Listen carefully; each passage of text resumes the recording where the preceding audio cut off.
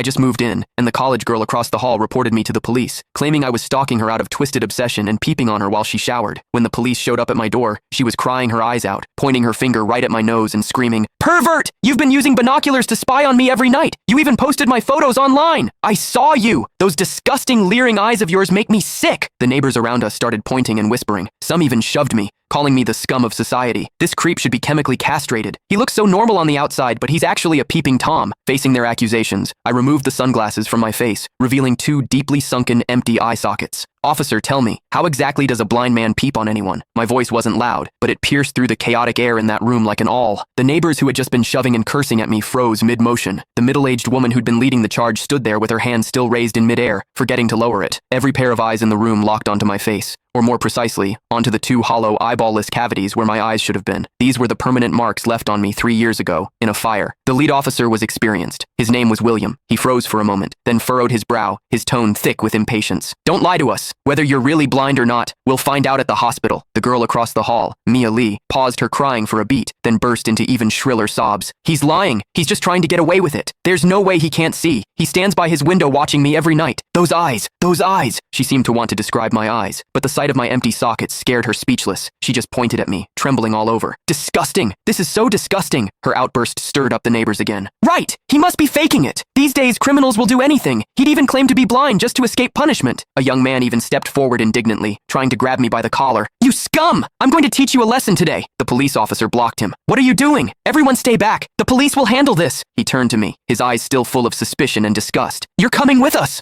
I didn't resist. I calmly held out both hands. Cold metal touched my wrists. Two younger officers flanked me on either side and led me toward the elevator. Behind me, Mia's crying mixed with the neighbors' curses into a chaotic din. "Scum of society! Get out of our community! Hope you rot in prison!" I could see the righteous expressions on their faces. I could also hear the pleasure in their voices as they trampled me into the mud. I stepped into the elevator. The metal doors slowly closed, cutting off the noise from outside. One of the younger officers, probably new to the job, couldn't help but ask me quietly, Are you really blind?" I tugged at the corner of my mouth but didn't answer. The other officer patted his shoulder, signaling him to keep quiet. But I knew that in their minds, the scales had already tipped completely in favor of that tearful young girl. After all, it was a young, pretty, pitiful college student on one side, and on the other, a suspicious man living alone, wearing sunglasses. In their eyes, it was crystal clear who was the victim and who was the perpetrator. What they didn't know was this: sometimes, what the eyes see is the biggest lie of all. And I, a blind man, had seen something that none of them had. For instance, when Mia accused me, her heartbeat was steady, without a single ripple of genuine emotion. The interrogation room at the police station was harshly lit by fluorescent lights, and the air smelled faintly of mildew. I sat on a cold metal chair. Across from me were William and a female officer taking notes. Click the link in my bio to get the full story for free.